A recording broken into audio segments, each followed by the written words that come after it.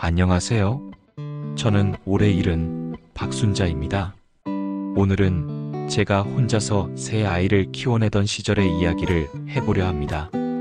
그 시절엔 웃을 겨를도 없었지만 지금 돌아보면 참 많이 울었던 날들이었습니다. 남편이 세상을 떠난 건 제가 35살 되던 해였습니다.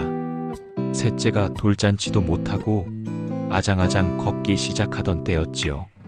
남편은 평소 감기 몸살이라며 참고 버티더니 어느 날 갑자기 피를 토하고 쓰러졌습니다. 병원에 도착했을 땐 이미 늦었고 의사는 폐결핵 말기라고 했습니다. 그날 밤 병실 침대맡에서 남편이 제 손을 꼭 잡고 말했습니다. 미안해. 나 없이 어떻게 하냐? 그리고 다음날 새벽 조용히 제 손을 놓았습니다. 그 순간 제 세상도 함께 멈춘 것 같았습니다. 장례를 치르던 날 저는 아이 셋을 가슴에 안고 조용히 맹세했습니다. 무슨 일이 있어도 너희만은 굶기지 않겠다. 그 이후 제 인생은 하루하루 생존이었습니다. 새벽 5시에 일어나 시장에 나가 반찬을 납품하고 오전에는 남의 집 청소를 다녔고 오후엔 식당 설거지 일을 했습니다. 손끝이 갈라져 피가 나도 일할 수 있음에 감사했습니다. 아이들은 너무 빨리 철이 들었습니다. 큰애는 9살 때부터 동생들을 재웠고 둘째는 아침마다 도시락 2개를 챙겨갔습니다. 하나는 본인 것이고 하나는 제 도시락이었습니다. 학교 가기 전에 식탁 위에 살며시 놓고 가던 작은 도시락통.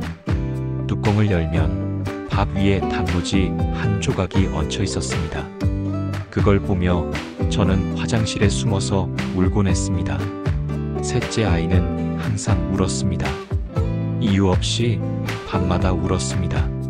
아빠를 부르며 울고 젖달라고 울고 누가 꼭 안아줘야만 잠이 들었습니다.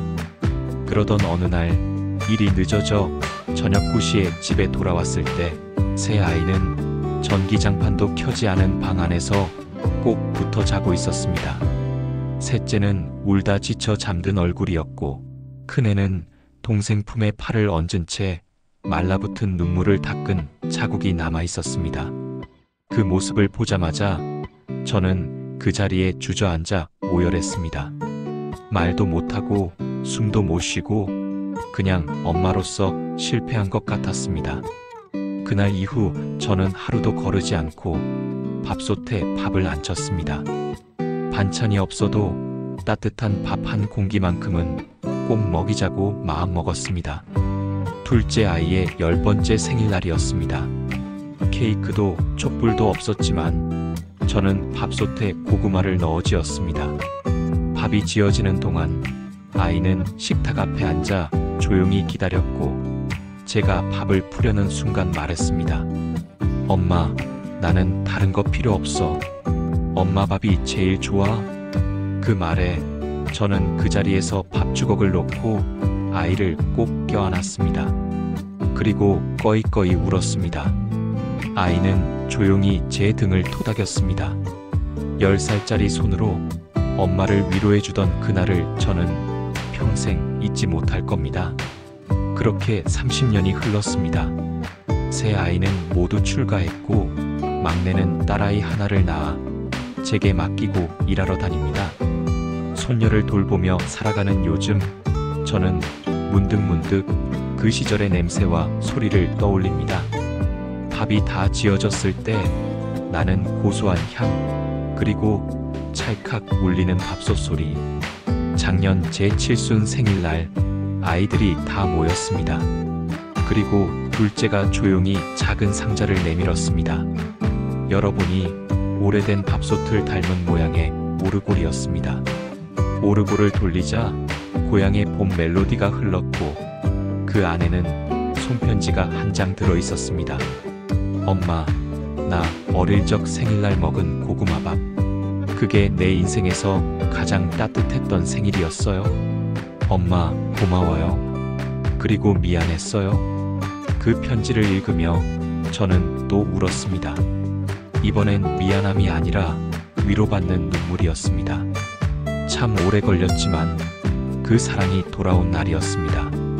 지금도 저는 아침마다 밥을 안 칩니다. 밥솥이 찰칵 소리를 낼 때마다 그 시절에 내가 옆에 앉아 있는 것 같아요. 힘들었지만 참 잘 버텼다고, 혼자였지만 혼자 아니었다고. 혹시 지금 이 글을 읽는 당신도 그렇게 지낸 날들이 있었나요? 당신도 들려주고 싶은 이야기가 있다면 저희에게 보내주세요. 다음 이야기는 당신의 이야기일 수 있습니다.